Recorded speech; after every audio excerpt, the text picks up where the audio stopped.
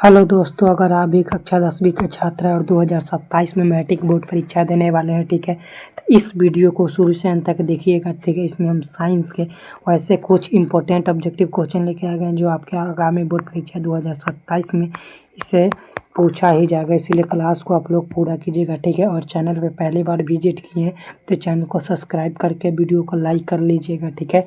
और अपने दोस्तों में भी शेयर कर लीजिएगा, ठीक है। इसमें हम कुल 30 ऑब्जेक्टिव क्वेश्चन करने वाले हैं, ठीक है। 30 में आप लोग लास्ट तक बने रहिएगा, ठीक है। और कमेंट करके हमें ज़रूर बताइएगा कि आप लोग अपनी ईमानदारी से 30 प्रश्न में कितना प्रश्न को आंसर सही से दे पाए, ठीक है। और इस ऑब्जेक्टिव क्वेश्चन कर लेते हैं तो आपके आगामी बोर्ड परीक्षा 2027 में इससे कुछ न कुछ प्रश्न आने की संभावना है, इसलिए क्लास को पूरा कीजिएगा, ठीक है। तो क्लास को स्टार्ट करते हैं। देखिए क्लास क्या है।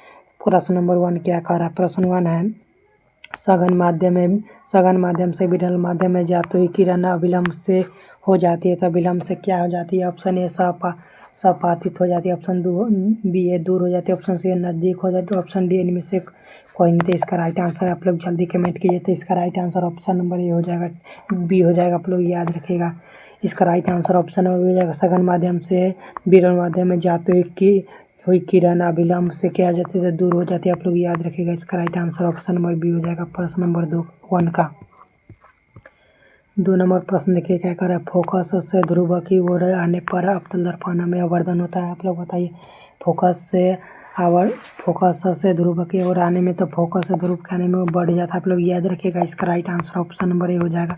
प्रश्न नंबर 2 का आप लोग याद रखिएगा। नेक्स्ट 3 नंबर प्रश्न देखिए क्या कर रहा है। दाढ़ी बनाने के दर्पण की प्रक्रिया सही होने के लिए उचित शर्त क्या। आप लोग बताइए। 3 नंबर प्रश्न का ऑप्शन ए बहुत छोटा द्वारा का, ऑप्शन बी है बहुत छोटा वक्रता त्रिज्या, ऑप्शन सी बहुत बड़ी वक्रता त्रिज्या, और ऑप्शन डी इनमें से कोई। तो इसका राइट आंसर क्या हो जाएगा। प्रश्न नंबर 3 का right answer option number B हो जाएगा, ठीक है। बहुत छोटा वक्रता त्रिज्या चाहिए। आप लोग याद रखिएगा, इसका right answer option number B हो जाएगा। प्रश्न नंबर 3 का, ठीक है। नेक्स्ट 4 नंबर प्रश्न देखिए क्या करें। नेक्स्ट 4 नंबर प्रश्न है। 4 नंबर प्रश्न है, प्रकाश अपर्तनांक का रंग पर निर्भर करता है। आप लोग बताएं अपर्तनांक का रंग किस पर निर्भर करता है। आप लोग जल्दी कमेंट कीजिए। 4 नंबर प्रश्न का तो ये किन पर निर्भर करता है, तो ये वर्ग विक्षेपण पर निर्भर करता है। आप लोग याद रखिएगा, इसका right answer option number D हो जाएगा। 4 नंबर प्रश्न का आप लोग याद। नेक्स्ट 5 नंबर प्रश्न देखिए क्या करें। नेक्स्ट 5 नंबर प्रश्न देखिए क्या करा। 5 नंबर प्रश्न है। 5 नंबर प्रश्न देखिए क्या करा। 5 नंबर प्रश्न है, कांच के अपर्तनांक अवतल लेंस की वायु में शक्ति होती है। आप लोग बताइए। 5 नंबर प्रश्न का right answer option number B हो जाएगा, ऋणात्मक होती है। आप लोग याद रखिएगा, इसका right answer option number B हो जाएगा, ठीक है। नेक्स्ट प्रश्न देखिए क्या कर। नेक्स्ट 6 नंबर प्रश्न देखिए क्या करें। 6 नंबर प्रश्न है, उत्तल दर्पण द्वारा बना प्रतिबिंब होता है। आप लोग बताइए, उत्तल दर्पण द्वारा बना प्रतिबिंब हमेशा सीधा होता है। आप लोग याद रखिएगा, इसका right answer option number B हो जाएगा। 6 नंबर प्रश्न का राइट आंसर बी हो जाएगा। नेक्स्ट नंबर प्रश्न देखिएगा। नेक्स्ट 7 नंबर प्रश्न है, किस लेंस के आवर्धन का ऐसा मात्रक निम्नलिखित में से कौन सा। आप लोग बताइए, किसी लेंस के आवर्धन का ऐसा मात्रक क्या होता है। आप लोग बताइए। ऑप्शन बी है centimetre, option B millimetre, option C है मीटर, ऑप्शन डी मात्रक विहीन। तो इसका राइट आंसर बताइए। 7 नंबर प्रश्न का right answer option number D हो जाएगा, ठीक है। 7 नंबर प्रश्न का right answer option number D हो जाएगा, मात्रक विहीन होता है। आप लोग याद रखिएगा, ठीक है। नेक्स्ट प्रश्न देखिएगा। नेक्स्ट 8 नंबर प्रश्न है, निम्नलिखित में से किस लेंस को अपसारी लेंस भी कहता है। आप लोग बताइए, निम्नलिखित में से किस लेंस को अपसारी लेंस कहता है। ऑप्शन ए उत्तल लेंस, ऑप्शन बी उत्तल लेंस एवं अवतल लेंस दोनों, ऑप्शन बी अवतल lens, option D by focus lens. तो इसका राइट आंसर आप लोग बताइए। 8 नंबर प्रश्न का right answer option number C हो जाएगा, अवतल लेंस को भी निम्नलिखित अपसारी लेंस भी कहता है। आप लोग याद रखिएगा, इसका right answer option number C हो जाएगा। नेक्स्ट नंबर प्रश्न देखिए। नेक्स्ट 9 नंबर प्रश्न है, विशालतम मैग्नीहाइज गलनांक होता है। आप लोग बताएं, इनमें से किसका गलनांक सबसे अधिक होता है।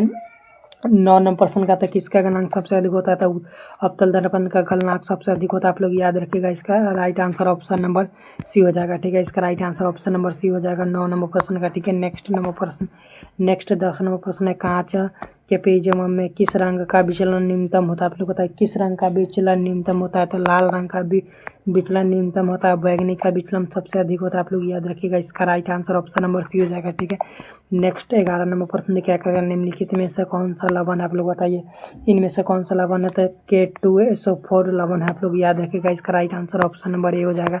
केमिस्ट्री का काफ़ी इंपोर्टेंट और इजी प्रश्न। नेक्स्ट नंबर प्रश्न देखिए क्या करा है, निम्नलिखित में से कौन सा विस्थापन अभिक्रिया का उदाहरण आप लोग बताइए, इनमें से कौन सा विस्थापन अभिक्रिया का उदाहरण है, तो ऑप्शन बी हो जाएगा Fe+SuSO4 = FeSO4 + U होता है। इसका right answer option number B हो जाएगा। इसका right answer option number B हो जाएगा। विस्थापन अभिक्रिया का उदाहरण यही है, आप लोग याद रखिएगा, इसका right answer option number B हो जाएगा। नेक्स्ट प्रश्न देखिए क्या करें, नेक्स्ट 13 नंबर प्रश्न है, बूझा हुआ चूना का रासायनिक सूत्र क्या है।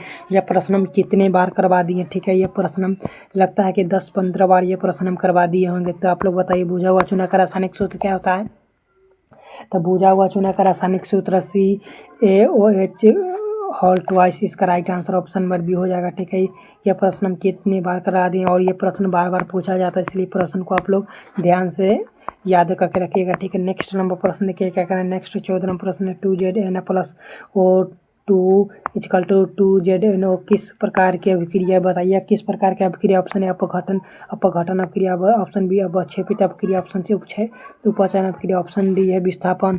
इसका राइट आंसर आप लोग बताइए। 14 नंबर प्रश्न का right answer option number C हो जाएगा, उपचयन अभिक्रिया। आप लोग याद रखिएगा, इसका right answer option number C हो जाएगा 14 नंबर प्रश्न का। नेक्स्ट प्रश्न है, शरीर में भोजन का पाचन किस अंग से होता है। आप लोग बताइए शरीर में भोजन का पाचन किस अंग से होता है। आप लोग बताइए 15 नंबर प्रश्न का, शरीर में भोजन का पाचन अपचयन अभिक्रिया जो रहता है, आप लोग याद रखिएगा, इसका right answer option number A हो जाएगा। ठीक है, 15 नंबर प्रश्न का नेक्स्ट 16 निम्नलिखित में से कौन सा समीकरण संतुलित नहीं है। आप लोग बताइए इनमें से कौन सा समीकरण संतुलित नहीं है, तो H2 + O2 = H2O यह समीकरण संतुलित नहीं है। आप लोग याद रखिएगा, इसका right answer option number A हो जाएगा प्रश्न नंबर 16 का। ठीक है, नेक्स्ट नंबर प्रश्न देखिएगा, नेक्स्ट 17 नंबर प्रश्न है, कार्बन हाइड्रोक्साइड जल में अभिक्रिया करके बनता है, अभिक्रिया करने के बाद क्या बनता है, आप लोग बताइए। 17 प्रश्न का था, यह कार्बोनिक अम्ल बनाता है। आप लोग याद रखिएगा, इसका right answer option number C हो जाएगा। ठीक है, प्रश्न नंबर 17 का नेक्स्ट नंबर प्रश्न देखिए क्या करना है, नेक्स्ट 18 नंबर प्रश्न है, नेक्स्ट 18 नंबर प्रश्न देखिए क्या करा है, किसी ताजा तेल को बहुत दिनों तक सुरक्षित रखने के लिए निम्न में से किस गैस का उपयोग किया जाता है। आप लोग बताइए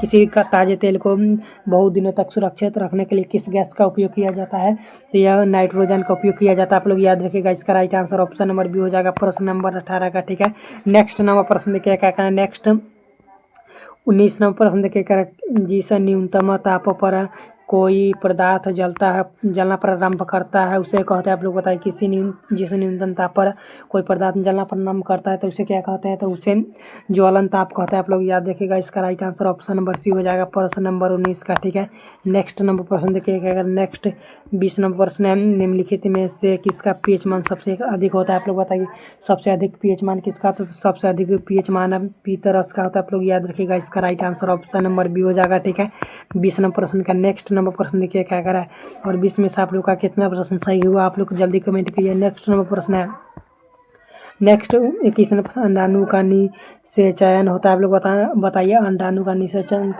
कैसे होता है, तो अंडाणु फैलोपियन नलिका द्वारा होता है। आप लोग याद रखिएगा, इसका right answer option number D हो जाएगा। बायोलॉजी का क्वेश्चन आप लोग याद रखिएगा। ठीक है, नेक्स्ट नंबर प्रश्न देखिए क्या करें, नेक्स्ट 22 नंबर प्रश्न है, द्विखंडना पाया जाता है। आप लोग बताइए द्विखंडना पाया जाता है। 22 नंबर प्रश्न आता है, जीवाणु पाया जाता है। आप लोग याद रखिएगा, इसका right answer option number B हो जाएगा। ठीक है, प्रश्न नंबर 22 का right answer option number B हो जाएगा। नेक्स्ट नंबर प्रश्न देखिए क्या कर रहा है, नेक्स्ट प्रश्न देखिए क्या कर रहा है, नेक्स्ट 23 नंबर प्रश्न, 23 नंबर प्रश्न, और निम्नलिखित में से किसे जन्म हार्मोन कहा जाता है। आप लोग बताइए किसे जन्म हार्मोन कहा जाता है। 23 नंबर प्रश्न का था, ऑक्सीटोसिन को कहा जाता है जन्म हार्मोन। आप लोग याद रखिएगा, इसका right answer option number C हो जाएगा। ठीक है, 23 नंबर प्रश्न का नेक्स्ट नंबर प्रश्न देखिए क्या करें, नेक्स्ट 27 नंबर प्रश्न है, 24 नंबर उत्पाद पाया जाता है, आप लोग बताइए उत्पाद किस में पाया जाता है। 24 नंबर उत्पाद अमीबा में पाया जाता है, आप लोग याद रखिएगा। इसका right answer option number B हो जाएगा, ठीक है। 24 नंबर प्रश्न का नेक्स्ट नंबर प्रश्न देखिए क्या करा है। नेक्स्ट 25 नंबर प्रश्न है, किस पौधे में रंध्रों अनुपस्थित रहता है, आप लोग कहता है किस पौधे में रंध्र अनुपस्थित रहता है। तो हाइडिलिया में उपस्थित रहता है, आप लोग याद रखिएगा। इसका right answer option number B हो जाएगा 25 नंबर प्रश्न का, ठीक है।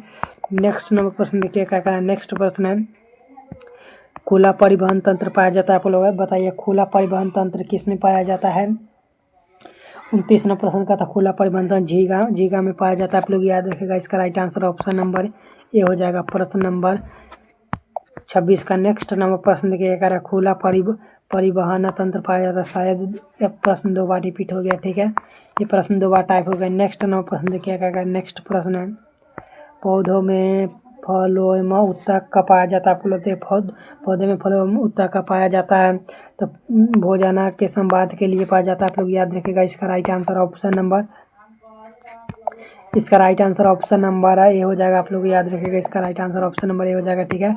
नेक्स्ट प्रश्न देखिएगा क्या है। नेक्स्ट 28 में उभयलिंग जीव का उदाहरण, आप लोग उभयलिंग जीव का उदाहरण कौन सा है। तो 28 में प्रश्न का, तो इसका राइट आंसर हाइड्रा हो जाएगा, ठीक है। यही उभयलिंग जीव का उदाहरण है। नेक्स्ट 29 नंबर प्रश्न है, एक वयस्क देखिए क्या, काफ़ी इजी प्रश्न देखिए, आप लोग बताइए। काफ़ी इजी प्रश्न का आंसर आप लोग जल्दी बताइए। एक वयस्क मनुष्य में कितने दांत होते हैं। एक वयस्क मनुष्य में 32 दांत होते हैं, आप लोग याद रखेगा। इसका right answer option number D हो जाएगा। नेक्स्ट नंबर प्रश्न देखिए क्या कर रहा है। नेक्स्ट प्रश्न है, नेक्स्ट 30 नंबर प्रश्न है, देखिए क्या कर रहा है। शुक्राणु कोशिका होता है, पहले बताइए शुक्राणु कोशिका किस में होता है। तो शुक्राणु कोशिका गुणिता में होता है, आप लोग याद रखिएगा। इसका right answer option number A हो जाएगा, ठीक है। इस 30 प्रश्न में आप लोगों ने कितना प्रश्न सही किया, आप लोग जल्दी कमेंट करके बताइए, ठीक है। और इस 30 प्रश्न में आप लोगों ने कितना प्रश्न सही करके बताया, ठीक है।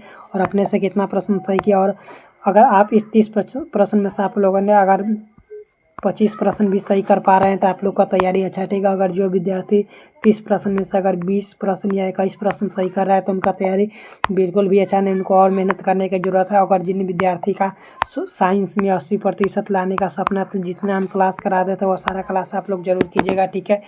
और एक भी क्लास मिस नहीं कीजिएगा। अगर कोई भी प्रकार का कन्फ्यूजन या दिक्कत होता है हमें कमेंट करके ज़रूर बताइएगा, ठीक है। आपके कमेंट का हम इंतज़ार करेंगे, ठीक है। और कोई भी कमेंट आता है तो हमको ज़रूर रिप्लाई करेंगे, ठीक है। तब तक मिलते हैं अगले वीडियो में। जय हिंद, धन्यवाद।